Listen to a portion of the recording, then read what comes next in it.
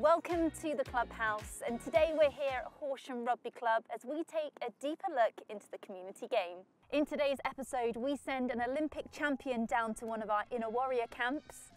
We head down to County Durham to meet a club who are a shining example of how to tackle the journey from youth to senior rugby. We descend on Feltham Rugby Club to give their grassroots clash with Old Cats a touch of razzle-dazzle with the full media treatment and celebrate everything that makes grassroots rugby great.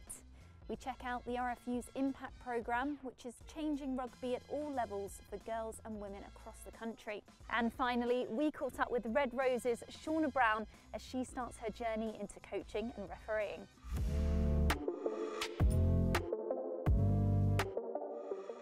Well, we're here pitch side and joined by club chairman of Horsham Rugby Club, Richard Ordage. Thank you so much for joining us. And can you tell us a bit about the history of this club? So the club was set up in 1928, nearly 100 years ago. So we're looking forward to celebrating our centenary. A peripatetic club for the first 40 to 50 years of our existence, playing in Horsham Park, at Horsham Cricket Club, and using local pubs to change in and so on. But then we were fortunate enough to purchase this land and build this clubhouse between 1968 and 1972, when the clubhouse was formally opened, and we've been at this site ever since, and we've been proudly expanding and developing the facilities ever since. And you have seen lots of success over the years, but in particular the last few years. What sort of areas are you particularly proud of? Over the last 5 or 6 years, it must be the growth in the women and girls section at the club, because we didn't have any women or girls teams at all 6 or 7 years ago, and from a standing start we now have 140 women and girls playing, which is phenomenal. How do you think you've been able to sort of gain that momentum and encourage so many more women and girls to get involved in the club? Well, it's a combination of the hard work of a number of individuals, but coupled with the improvement in facilities over that period. In particular, the investment in the club, which has seen new changing rooms built, and also the installation of the RFU's AGP pitch. And later on today, you've got the Inner Warrior camp taking place. How vital is that in kind of encouraging new people to get involved, or maybe potentially people that have come away from the game but want to get back involved? Yeah, well, it's absolutely essential, because a lot of the women who are coming to play haven't got any background in playing rugby, or many not playing sport at all. A nice introduction at a very friendly sort of sociable level. So when the Inner Warrior games take place, sometimes you'll mix and match from different clubs to make a team, and it's not necessarily about the winning, it's about the participation at that level. But it's fantastic getting more people into the game. And also a key kind of focus for the RFU is trying to keep young people playing rugby and encouraging players like from the Colts to then take part in the senior team to keep that journey going for rugby players at Horsham. Well, we've got a number of initiatives underway at the moment. We've explored and actually had 1 or 2 trial games where we might have a Colts match taking place as a curtain raiser towards a men's first 15 game. We tried that last season when Horsham played Chichester, for example. Well, in fact, I've got a meeting with the chairman of Sussex on Saturday about this very subject, and we're looking at ways in which, if we can get our younger players, such as our Colts, playing senior rugby early enough, maybe before they go to university, and if they're not playing an actual Colts game, but maybe blood them in a men's second team or men's third team, it's a nice introduction, so that they perhaps don't feel so daunted by playing men's rugby as they might, as if they've never played it. They go to university and they don't want to come back. So it's maintaining the links with the club. And how important is it to have, like you mentioned there, senior players, both men and women, involved in these decisions that can really make an impact throughout the whole club? Well, it is absolutely essential. And as I say, having the women on board now in a way that wasn't the case before does give a sort of breath of fresh air to the club, because it was very sort of male dominated and male orientated. But we now have several women on the committee, on the management committee of the club, which wasn't the case before.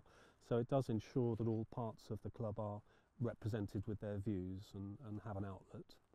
And give the viewer a feeling of what it's like here on a busy Saturday when the place is full from probably, what, 9 AM when the minis start? What does it look like? yeah, the place is heaving, and in fact there's not enough room in our car park, and as I regularly get told by our neighbours over the road when I get complaints. But it's fantastic being part of a thriving club, clearly on the up. It's a core part of the local community, and there's no better place to be than in a clubhouse that is full and buzzing, especially after a win. Well, going back to the Women and Girls programme and actually trying to create a welcoming place, and you have been able to do that here at Horsham with the benefit of the Impact programme from the RFU. Can you tell me a bit about how you have actually put that into practice here? Yes, so we've been successful with our application for a grant to improve the social space for our women and girls, and this is all about the club becoming a hub in the local community in readiness for the Women's Rugby World Cup in next year now. So the money is being used to improve the social space in the women and girls toilets at the club and make it sort of more friendly, welcoming environment. We're also improving the change rooms at the club for our women and girls, sanitary provision as well. So yes, it's just a part of making the club a welcoming place for all of our women and girls. Wow, fantastic. Well, continue the great work, and thank you so much for your time, Richard. Thank you.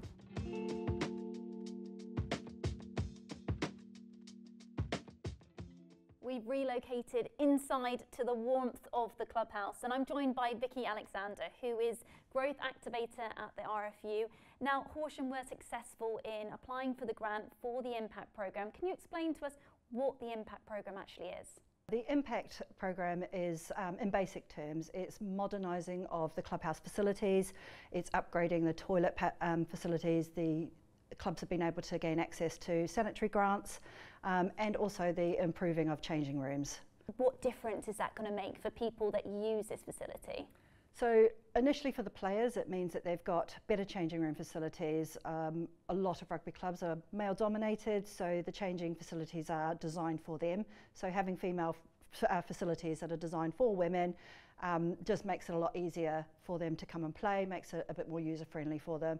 Certainly giving packages for sanitary provisions is also really important. With the growth of the women's game, there's girls that are playing rugby, they're coming younger and younger, so being able to access sanitary provisions is also really important. And then we just can't forget about the other female users of the club, you know, the wives, the mums, the girlfriends, the grandparents, and also the community. They come and use your clubhouses, and certainly for Horsham, you know, being able to have a much more female-friendly social space, a really inviting environment to come and use, that's really important, not only for the players and members at the club, but within the community as well. And next year we're looking at a World Cup year, so is this all building up to that, to try and encourage more women and girls to be involved in the sport? Yeah, definitely. You know, we saw an impact the last time we hosted the Women's World Cup here in England. That's only going to grow faster here in England, and having the Impact programme to help rejuvenate and to make the facilities a lot better, it's only going to help when people decide to come, and certainly those who don't end up going to a game will be able to use their rugby club facilities to be able to watch those games, and when the environment's good, they just want to stay, and it's going to be great. I think by having better changing facilities, nice female-friendly environment, it just makes it inclusive for women to come. They come in, they think that this is a nice place to be, this is somewhere where I would like to go. And certainly if you're a parent of a player, it's a nice warm environment to come into when it's freezing cold outside. But most importantly for the player base, we want to recruit players, and we want to be able to provide good quality experience, so not just on the pitch but off the pitch as well. Great, thank you so much, Vicky. Thanks for your time. Allianz Inner Warrior camps are one-off events which provide a fun and welcoming introduction to rugby for women and girls. Whether you've never played before or you're returning to the game, everyone is welcome.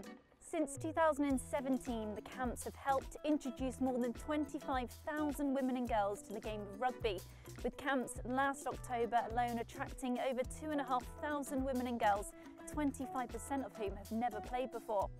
These camps are about more than just rugby. It's about building confidence, teamwork, resilience, and driving change and inclusivity in grassroots rugby.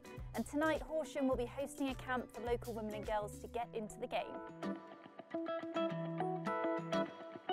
Down at Hove Rugby Club, we invited Olympic champion Sam Quek to have a go at one of our Inner Warrior camps. Let's see how she got on.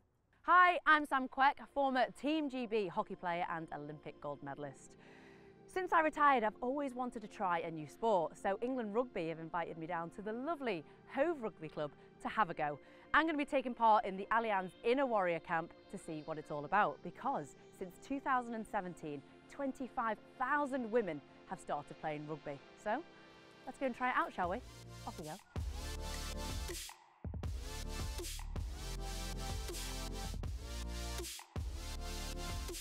I love Inner Warrior sessions because they're really good fun. It's a really fun introduction to rugby in a no pressure environment. It's a really good way of just introducing yourself to that game and getting used to it before you come into a proper contact training session. I would definitely recommend other clubs to host Inner Warrior camps. I've seen lots of new players come through them and they've thoroughly enjoyed it. You can get fit, learn to work with a team, which is something I think a lot of people don't do as they get older. Learn a new sport and have loads of fun. Do it. Doesn't hurt to try anything new. My mom always told me if you don't like something, you never have to do it, as long as you said you did it. And it's really fun. You'll surprise yourself of how much fun you'll have in like the atmosphere and what you're good at. I think everyone should try it.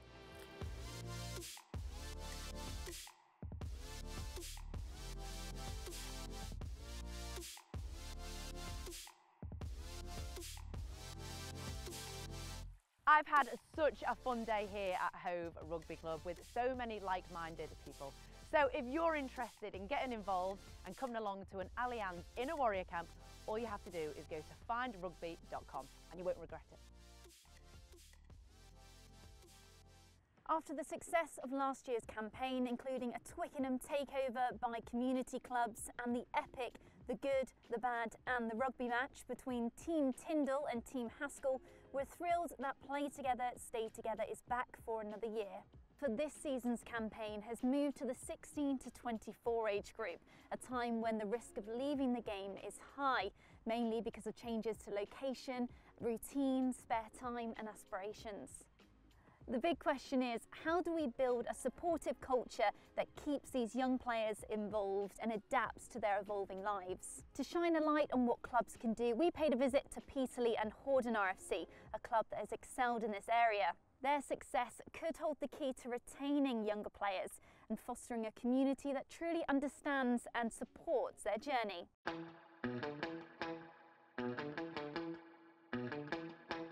Basically going back to 7 years ago, Horden Rugby Club, as we were at the time, moved literally as the crow flies. It's about half a mile away to Peterlee. Basically we inherited a shell of a club. We had 3 teams at the time and we decided to concentrate on junior rugby, age grade rugby, women and girls rugby and junior and adult boys rugby. And what we do is we emphasise that the only way we'll prosper as a club is by bringing the kids through. So that's why we put a big emphasis on that. And it's worked. We focused this season not so much on winning, which sounds strange, but on culture. So there's a big emphasis on the senior players in the sides. So we put them in an ownership role and a mentor-based role to try and bridge the gap from Colts rugby into seniors, to try and create an environment where at the minute it's working, where we have 30 to 40 people training, because that Colts age group feel comfortable to come down and buy into an adult environment. We put some accountability on the senior players to the club to therefore bring through the next generation, which is important. It's something that happened to me when I was a junior player. I think it's something that we've lacked for a period of time that we've really focused on this year. It's just about getting hold of them, just introducing yourself, making them friendly, make the effort. For what takes a minute's conversation, it really settles people down, like especially the younger lot or new people coming into rugby. It's more like getting them used to yourself, familiar, and then going from there, and then the lads follow suit really. It's a good buzz, that's the main thing. You've got to try and build a buzz around the team and around the club, because it's not just the first team, it's the second team, third team, Colts teams, women's teams, it's everything really. It's like seamless as they're coming in, because they've played together as Colts, they're coming into senior rugby, and it's like they've played together all their lives. Some of them have played together, they've come through from under 8s right through to senior rugby, and that's what the club have done right. They've brought the coaches through with the teams, So a coach who was under 8s, he'd become under 9s next year and under 10s there. And now with the senior coaches, one of them is somebody who's come right through from under 8s right through to senior rugby. Whatever we coach in the seniors, the Colts are getting coached the same thing, albeit in a separate group. But that transition happens kind of naturally because the Colts train with us on a Tuesday and Thursday. We've introduced some tie pins, which recognise achievements of playing first team rugby. So we've had a couple of the Colts who've played first team rugby this year, so we've presented them with the tie pins in the club. That gets posted on social media as well, so it's a bit of a prestige, I suppose, a bit of a proud moment for them. I think there's a lot to be said for, yes, rugby playing ability, but I think that rugby playing ability comes out as the more confident they get, and off the pitch helps that a lot. If they've got friendly faces to talk to and know who they can speak to about things. We got invited to all the socials before we actually started playing senior rugby, so we were coming out like after the games and stuff like that, and even before the games, like say when we were only like 16, we used to warm up with the first team, which would get you like to know the personalities and the coaches and everything like to do with match day and stuff like that. So when it come to actually playing first team, we already like knew what the crack was before and after a game. What really helps is like the support of your teammates. I think that's the main thing that really helps people get involved, and I think it keeps your mental health really well as well, because you're not overthinking things, you're not doing this, you're not doing that. It's just play rugby, come down, enjoy yourself. It really helps. Played since I was 5-year-old, and my dad played, my granddad played and stuff like that. And then all my best mates, I went through school with all the lads through here and stuff like that. So it's just normal. It's not like it's a choice. It's just coming down because I love it. I feel like as a Colt, training with the seniors gives you a lot of benefits because you learn new skills off them and attributes, and it helps you in your games as well as a young lad in the Colts team. And we all do our different warm-ups, we've all got different styles. I feel like the lads in the first and second team have been really good, helping just trying to get up there and build the confidence what I need to be playing out there. And they also give you like a lot of support. They come down to our matches, they pick out points at the end of the game, they'll give you more tips on how to do this and do that. So the social media side of it has developed quite a bit in the last couple of years. I think we've got dedicated people in the club who does the social media side of it. So there's team selection posted every week, no matter what team, first, second and third team, women's teams. There's actually junior teams, so the under 7s and under 8s get their own team sheets now on a Friday night when they play. But also match reports. We have match reports after the games, and for the lads to see the names up in lights is a little bit of a confidence boost as well, and again helps them integrate. It is vital that junior rugby transitions and Colts transfer into senior rugby for a club like Peterlee Horden, not just ours in the local area. And if you don't build a junior section and look after it, it'll never be a senior section will fill. So if you've got Colts teams that we have and junior teams coming through now, if you go play the same type of rugby, you play the same type of tactics and the same type of games, it brings it through. So when they do eventually progress to senior rugby, it's not as hard for them, so they're familiar with the people, they're familiar with the players, and they're familiar with the rules when they come through. 1 on 3. 1, 2, 3, fire!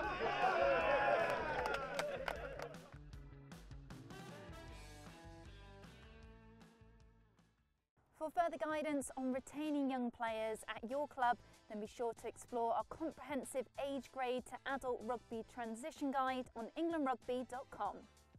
The Play Together, Stay Together campaign also wants to celebrate and reward the clubs that continue to grow and embody the spirit of our community game. To bring this celebration to life, we're hitting the road and bringing with us the lights, cameras and commentators to cast a well-deserved spotlight on grassroots rugby, giving a community club the England Rugby treatment for the day. Our first England Rugby treatment day of the year unfolded in the southeast at Feltham Rugby Club last November. It was a day filled with exhilarating action, showcasing the very best of community rugby. Feltham emerged victorious in a thrilling game that delivered some vintage community rugby moments, including a referee sporting a magnificent moustache and the remarkable 63-year-old player Phil Walker, affectionately known as One More Year. Let's take a sneak peek at some of the action. Very good afternoon, everybody, and welcome to this England Rugby treatment day. We're going to be going around the country, bringing the lights, the cameras, and some of the razzle-dazzle as well.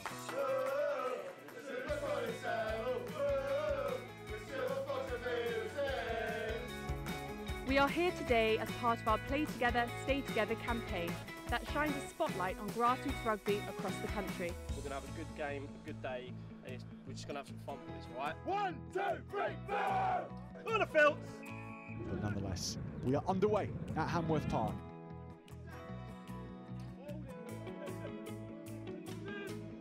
This is where the game started. This is the community game.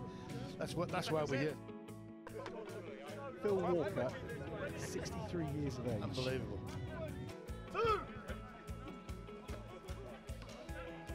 Superb day. I'm just delighted to be down here.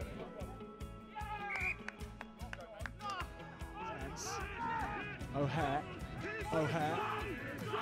He's going to take some stopping from here. Joel O'Hare once more. Ethan Woods lasers it through. Brilliant. Can we get a close-up of this magnificent moustache? And that will round us off full-time between Feltham and Old Cats in this England Rugby treatment day. And it's the hosts who have run out victorious. Massive well done to you. Yeah. Go on, and call it. Now on 3. 1, 2, 3, forward!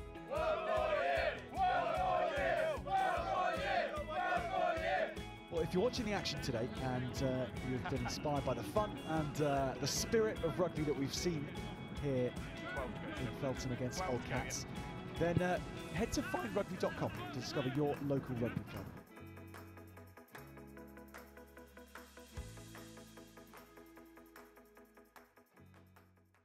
Now, if that wasn't exciting enough, then what about your chance to play a rugby match with your team at Twickenham Stadium?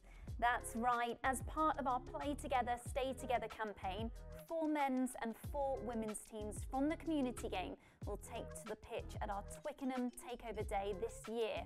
To be in with a chance of winning this once-in-a-lifetime opportunity, all you have to do is tell us what your club is doing to keep age-grade players in the game. Head to englandrugby.com/Play Together, Stay Together to enter from the 1st of February. We all know the women and girls game is growing at a fantastic pace, no doubt inspired by the Red Roses' unbeaten 2023. The season alone has seen more age-grade girls registered to play than ever before, on top of the thousands of new players finding rugby through Allianz Inner Warrior camps we've already heard about. Well, we're delighted that the growth in the women and girls game isn't just limited to on the pitch, with a 21% increase in bookings by women onto England Rugby coaching and refereeing courses this season compared to last. The courses are accessible to absolutely anyone, and in fact one of the bookings was by Red Roses legend Shaunagh Brown, and we caught up with her as she was coaching her under-10s at Gillingham and Corians.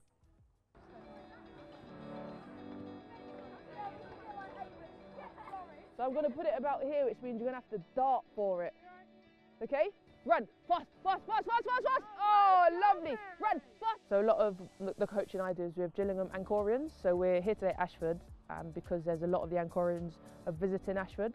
So it was a way to bring 2 groups together and just get more girls training with each other. Girls, you're going to jog out to the second set of yellows and jog backwards on the way back. My coaching course I actually did a few years ago. I've done a referee course more recently, but in terms of coaching, it was a way to stay more involved in the game and still learn about rugby. It keeps me thinking, it makes me have to plan, and actually it helps me to be a better rugby player.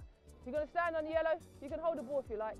So it does help me learn as well, but then it is to see their little faces on a Sunday morning. As much as I'm broken on a Saturday night after a game, and I do turn up, I'm like, oh, why do I do this to myself? And then I've got like this 10 little munchkins just running out like, Shaunagh, Shaunagh.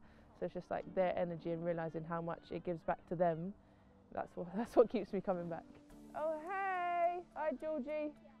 What I really enjoyed about the course is the emphasis on games. Uh-oh! Georgie, get up, on your feet, quick, on your feet, Georgie, get up, get up, get up! Coaching, particularly at this age, at this level of understanding, it is just about getting them running around, catching, talking to each other. I'm not even entirely sure they know they play rugby sometimes. I'm still not sure if they know about the passing backwards thing either, but they are happy, they've got smiles on their faces, they keep turning up and they give so much energy to me and to the club.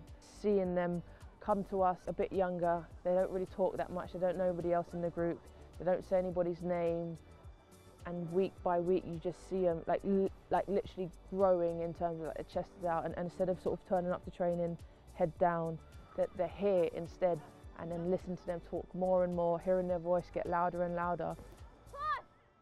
Good talking, Georgie.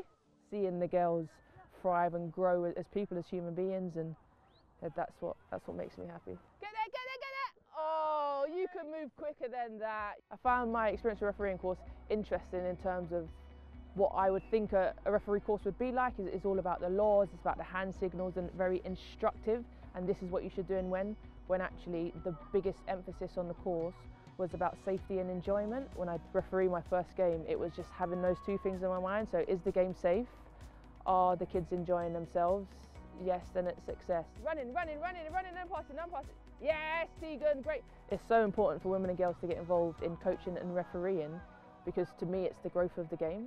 People know, everyone knows men and boys play rugby, but actually even now in 2023 people are surprised that girls and women are involved in rugby, whether that's playing, coaching, refereeing, and so it's having to constantly battle with those perceptions. So the more women we have involved in the game full stop, the more it's changing perceptions, changing people's ideas. It's just more people involved in rugby. My message to women and girls thinking of getting involved is just give it a try, and it is daunting in the first place. Even for me, international player, 30 caps for England, let's just give it a try, and not only give the course a try, then give it a go while you're out at your clubs, at your local clubs. You can learn a lot from players, from coaches, from other referees, and just keeping the rugby experience one of as much as a rugby family as possible. Warriors on three. 1, 2, 3. Warriors! Great work, girls. Cones in the middle.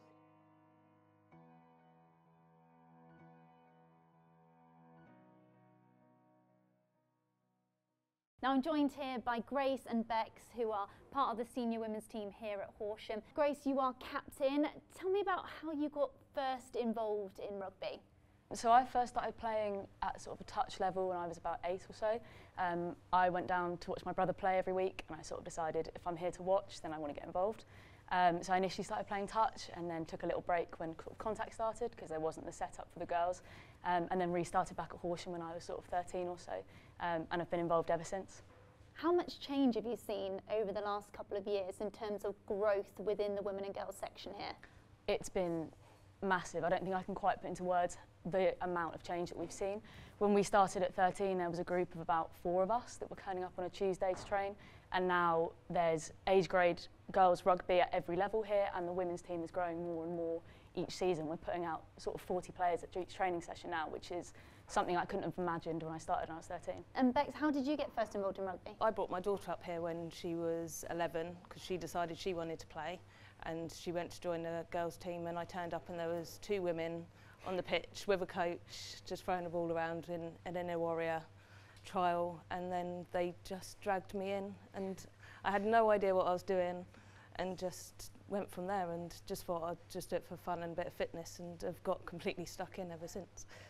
What was it, do you think, that pulled you in and kept you here? Was it the social side, or? Yeah, I think it was the other ladies were very welcoming, and as the coaches grew and the teams grew more, it was just a new friendship group, and then yeah, just the fitness side of it, and then I just didn't realise I enjoyed the sport, watching it or playing it until I started, so yeah.